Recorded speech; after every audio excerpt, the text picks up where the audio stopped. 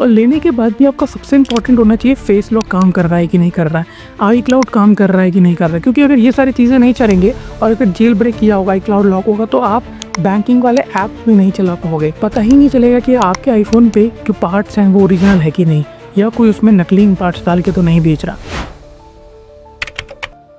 क्या आप iPhone refurnish लेना चाहते हो? आप कोई भी वेबसाइट से लोगे तो सो कॉल्ड उनमें लिखा है 6 महीने का एक्सचेंज वाला पॉलिसी है, ले लेते हैं, मज़ेदार यूज़ करेंगे, कोई प्रॉब्लम होगा तो एक्सचेंज तो है ही। यहीं पर आप थोड़ा सा पिघल जाते हो। आपको पिघलने की ज़रूरत नहीं है, ये आपका कोई क्रश नहीं है। समझना यहाँ पे बहुत ज़्यादा ज़रूरी है। जो भी सेलर्स हैं ये किस तरीके से रिपेयर किया आपको बिल्कुल पता नहीं है। आपको ये भी नहीं पता ये लोग किस तरीके से बैटरी हेल्थ को ट्विक कर देते हैं। अब यहाँ पे काफ़ी जो आईफोन्स होते हैं वो बहुत अच्छे तरीके से यूज़ किए होते हैं 4-5 साल, उसके बाद कोई बेचता है। आईफोन बहुत लंबे पीरियड तक चलता है एंड्रॉयड के मुताबिक। आपको ये चीज़ तो प्रॉब्लम ही होगा। और सेकंड सबसे ज़्यादा इंपॉर्टेंट चीज़ है, आपको पता ही नहीं चलेगा इसका स्क्रीन जो है एलईडी के साथ रिप्लेस कर दिया हुआ इन लोगों ने। ये नहीं तो बैटरी हेल्थ आपका 85 या 67 ऐसा कुछ मिल गया ना भाई, आपके लेग लग जाएंगे भाई, पूरी तरीके से लग जाएंगे आपके। अब ले कि ना ले, अब देखिए सिंपल सी बात है, अगर वही चीज़ हम OLX पे देखते हैं तो इन सब पे आपको यहाँ पर सोकॉल्ड आपको बहुत सारे फ्रॉड करने के लिए मिल जाएंगे आपको। यानी कि बेचेंगे नहीं पर बोलेंगे हम इंडियन आर्मी से हैं, हम आपको कोरियर कर देंगे, ऐसा स्कैम आपको देखने के लिए मिल जाएगा। पर ले या ना ले, अभी देखिए सिंपल भाषा में अगर मैं उत्तर दूँ, आपका बजट क्या है? अगर आपका 20,000 के अंदर बजट है तो आपको एक बहुत अच्छे खासे एंड्रॉयड फ़ोन मिल जाते हैं। हाँ, बट उतना अच्छा कैमरा क्वालिटी देखने के तो नहीं मिलेगा ना। तो आप आईफोन 11 लेके भी आप ज़्यादा एक्सपेक्ट मत करिए, क्योंकि 20,000 के अंदर आपको आईफोन 11 ही मिलेगा एज पर मार्केट स्टैंडर्ड। 13 आपको 35 से लेके 28,000 के बीच में मिल जाएगा। बट ये भी डिपेंड करता है उसके यूसेज पे। आप किसी भी वेबसाइट पे चले जाइए, उसमें उस आईफोन का फोटो नहीं होगा, एक आईफोन नए का फोटो लगा के रखे होंगे। जैसे OLX पे आपको खरीदने जाना है तो वहाँ पे आपको दिखा रहा है कि आईफोन है, इसमें स्क्रैचेस है, इतना इतना नहीं। जब आप एक बॉक्स ऑर्डर करोगे जो कि घर पे आएगा, तब आपको मिलेगा सरप्राइज मदर। आइए आपको समझ आ चुका होगा। समझ लीजिए आपने ऑर्डर किया है और आपका फ़ोन जो है बैटरी हेल्थ इशू हो रहा है, या आपको मज़ा नहीं आ रहा साउंड में, या कैमरा क्वालिटी वो नहीं मिल रहा है, तो एज़ पर उनका रिकॉर्ड 6 मंथ वाला। अब इसमें होता क्या है कि जैसे आप उन्हें फ़ोन करोगे तो बोलोगे ठीक है ये सारा चीज़ें हम आपको रिपेयर करके वापस भेज देते हैं, तब वो खुद ही आपका पिकअप जो है शेड्यूल करेंगे, इंसान आएगा लेके जाएगा।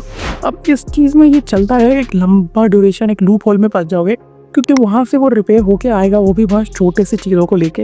यानी कि आप सोच रहे हो कि मैं रिटर्न करके पैसे वापस ले लूँगा, ये बिल्कुल नहीं होने वाला, क्योंकि वो एक रिटर्न पॉलिसी नहीं, वो एक एक्सचेंज पॉलिसी है। और ये सारे प्लेटफॉर्म पे सेम है। ऐसा नहीं कि एक प्लेटफॉर्म आपको पूरा रिटर्न पॉलिसी देगा, मुझे नहीं पसंद है मैं वापस फ़ोन ले लेता हूँ, अपने पैसा ले लूँगा, ऐसा नहीं होने वाला। 11, 12 ये काफ़ी ज़्यादा पुराने हो चुके हैं। 12 Pro और 13 अगर आपके बजट में आ रहा है और आपके पास एक ट्रस्टेड सेलर है, तभी आप चाहिएगा लेने के लिए। और बी रेडी टू फेस जितने भी प्रॉब्लम आने वाले हैं आपको इस फ़ोन को लेके। और ये मेरा ऑनेस्ट ओपिनियन है, काफ़ी टाइम से मैं भी इस आईफोन के रिफर्निश वाले में हूँ मैं, तो मैं इस चीज़ में आपको क्लियरली बोल देता हूँ। आपको पता नहीं होता क्या, जैसे कोई इंसान फ़ोन बेचता है तो यहाँ पे 2 चीज़ होगा, या तो उसके पार्ट्स को रिप्लेस कर दिया जाएगा, पता ही नहीं चलेगा कि आपके आईफोन पे जो पार्ट्स हैं वो ओरिजिनल है कि नहीं, या कोई उसमें नकली पार्ट्स डाल के तो नहीं बेच रहा। अब नकली का यहाँ सवाल ही कैसे आता है? समझ लीजिए कोई कस्टमर चाहता है उसका जो फ़ोन है वो ख़राब हो जाता है, तो इंसान क्या करेगा, इस फ़ोन में से उस पार्ट्स में डालेगा और आपको बना के रिपेयर करके रिपेयरिंग कॉस्ट ले लेगा। अब ये फ़ोन से जिसमें से इसने पार्ट लिया हुआ है, अब ये ऐसे फेक तो नहीं कर सकता है ना। अब इसमें क्या करेगा, नकली पार्ट डालेगा, अच्छे से पेटी पैक करके रिफर्निश करके बेच देगा। मैं ये नहीं कह रहा सब यही काम करते हैं, पर ये भी एक सिचुएशन है जो लोग करते हैं और ये आए दिन हमेशा हुए जा रहा है। समझ लीजिए IC जल गया, थोड़ा सा रिपेयर करेगा, चल जाएगा, 1 महीना 2 महीना चल जाएगा। IC रिपेयर बहुत ज़्यादा क्रिटिकल होता है, तो ये सारी चीज़ें आपको पता ही नहीं चलेगी, लेने के बाद पता चलता है। और जैसे मैंने आपको पहले बताया, डिस्प्ले पे वो लोग एक नए फ़ोन का हमेशा प्रचार कर रहे होते हैं, जिसके आपको समझ ही नहीं आता कि क्या वो फ़ोन रिपेयर हुआ है, डेंट हुआ है, क्योंकि इसके पास आपके पास हिस्ट्री नहीं है।